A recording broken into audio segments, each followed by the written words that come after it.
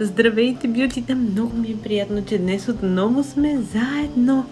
Най-после се виждаме отново. Така, днес съм ви приготвила нещо много интересно и то е рутина. Какво правя всяка сутрин? Ще ви покажа пълната програма. Можете да я правите с мене. Така, не трябва естествено да сте с грим, не като мене. Не правете това вкъщи. Трябва да бъдете без грим и да сте си нанесли някакво олио. Аз съм си нанесла ленено масло, си слагам на ръцете винаги преди да започна сутрешната си рутина. И ето какво се получава. Така, започвам винаги от челото. Събуждаме челото с леки масажни движения 4-5. След това продължаваме по шията. По този начин се прави отток на лимфата и ставаме малко по-малко подпухнали. Така, това също го повтаряме 4-5 пъти. Продължаваме с челото. Фиксираме тук в слепоочията и правим следното нещо. Минаваме по осите на челото, така 2 или 3 пъти. Усещате, ето тук винаги има някакво напрежение. Разнасяте, събуждате кожата. Така.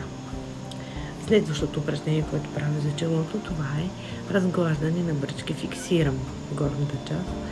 Правя в обратната на образуването на бръчката посока. Разглаждам, така минавам 3 или 4 пъти. Слизаме постепенно, дълго. Сега за тези любими тук, този любим патикрак. Правя следното упражнение. Фиксирам веждите и се опитвам да ги събера 10 пъти.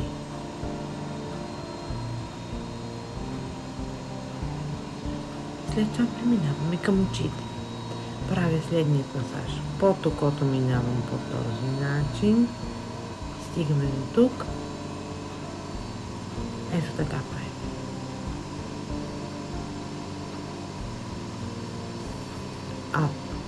Вече тази част, която е извън околотния контур, минаваме в обратната посока.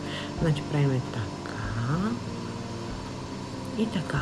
По този начин отново махаме излишният отток. Това го повтарям 5 пъти. След това, за да махнем ето тук, също се събира течност, винаги ще видите, правя следното упражнение. 5 пъти под всяка вежда. Всичко можете да правите заедно с мен. Така. Сега за повдигане на клепача правя следното упражнение. Фиксирам веждите и мигам 10 пъти.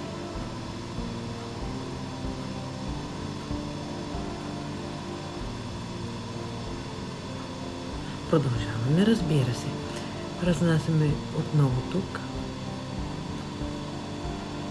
5 пъти. По 5 пъти.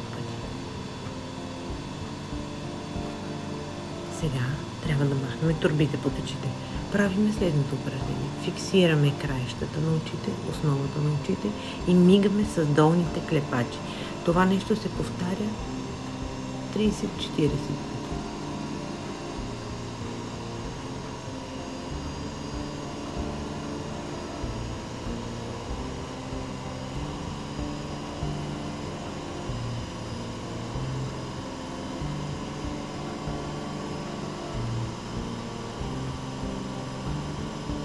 Така. Продължаваме, за да не са хлътнали очите, правим следното упражнение. Фиксираме си горе погледа, събираме ръцете, фиксираме го нагоре и че седиме 10 секунди. След това затваряме едното око. И ето вижте, с този пръст следиме с дясното око десния показалец. Горе в ляво.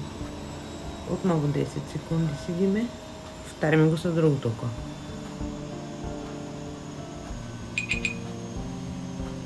Продължаваме с събуждането на тази точка на красотата. Тук има една точка, която се нарича точка на красотата. Когато я стимулираме, стимулира се производство на колаген в кожата. 10 пъти в едната посока. Застопоряваме, държиме 1, 2, 3, 4, 5, 6, 7, 8, 9, 10 и въртим в другата посока.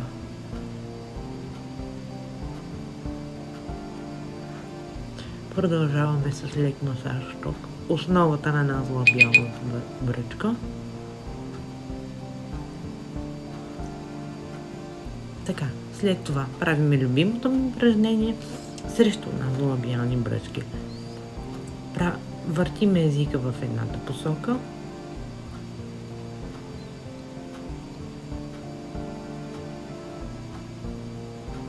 След това в другата посока.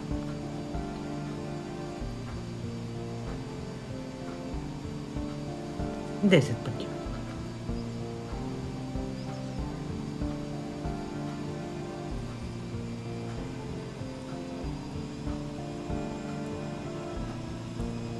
И така.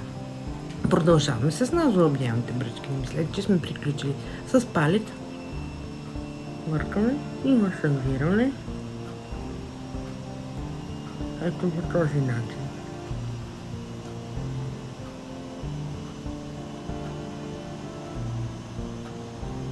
Така, това е вътрешен масаж. Искам да ви кажа, че има удивителен ефект.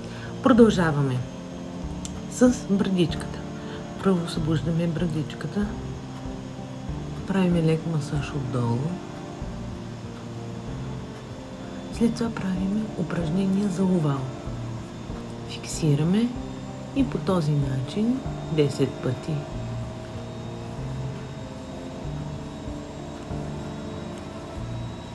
Издърпваме.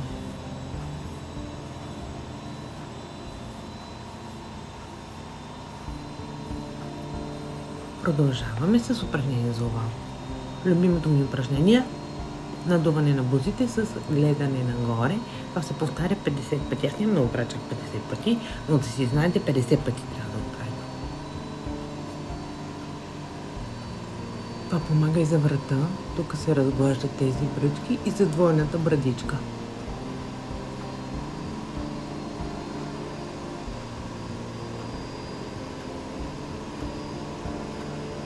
Продължаваме за овал. Така, отново нагоре и засмукваме.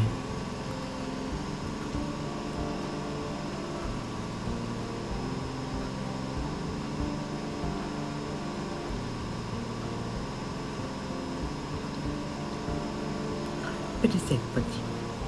Продължаваме с вътрешен масаж. Отново с палец. Правим следното.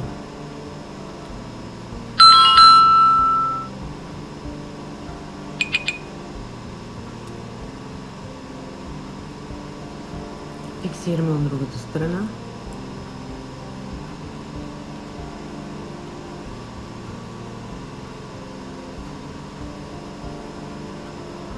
Сега правим упражнения за повдигане на скулите.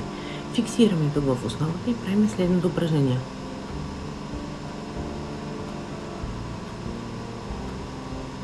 За да не се образуват бръчки под очите, фиксираме с показалците и се опитваме да сиеме ето този мускул тук. Трябва, когато пипнете, ето тук да се втвърдява.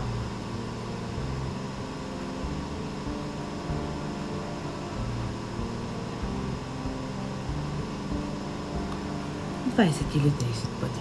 Продължаваме с повдигане на скулите.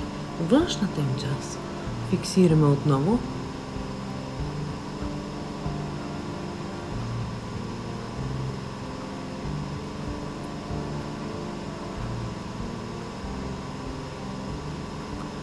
Така, сега продължаваме за оттока лимфния.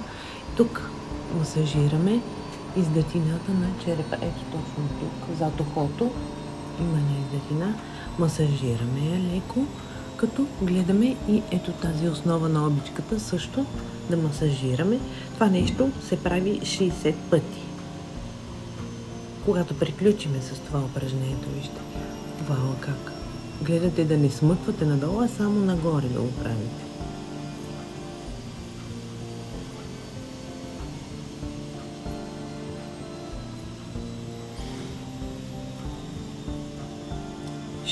Пъти. Продължаваме с лек масаж, разнасяне на лимфата надолу. Това го повтаряме 5 или 6 пъти. След това ще масажираме щитовидната жлеза.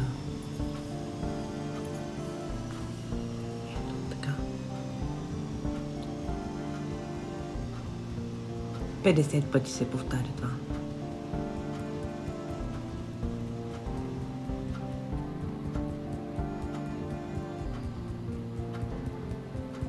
Така. След това продължаваме с оттока. Лекичко масажираме подмишницата.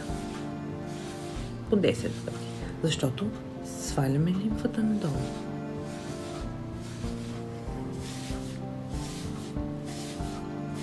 Почти наближаваме края. Сега правим едно от любимите ми упражнения, отново за овал, което е с всмукване на бузите, поставяне на юмруците по този начин.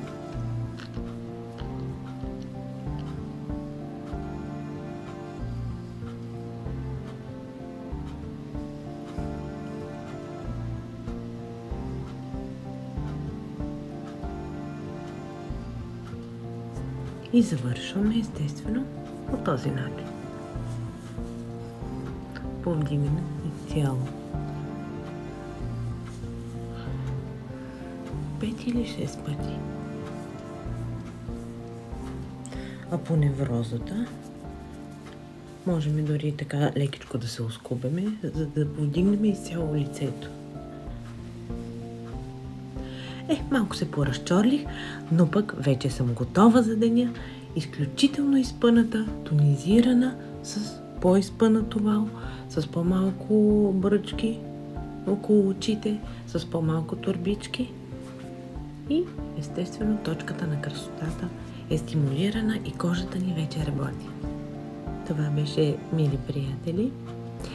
Много ви обичам, много се радвам, че се виждаме отново. Продължавайте да лайквате, ако ви харесва. Можете да се абонирате, ако не сте го направили. И нека да останем така в очакване на нови видеа. Всичко добро желая!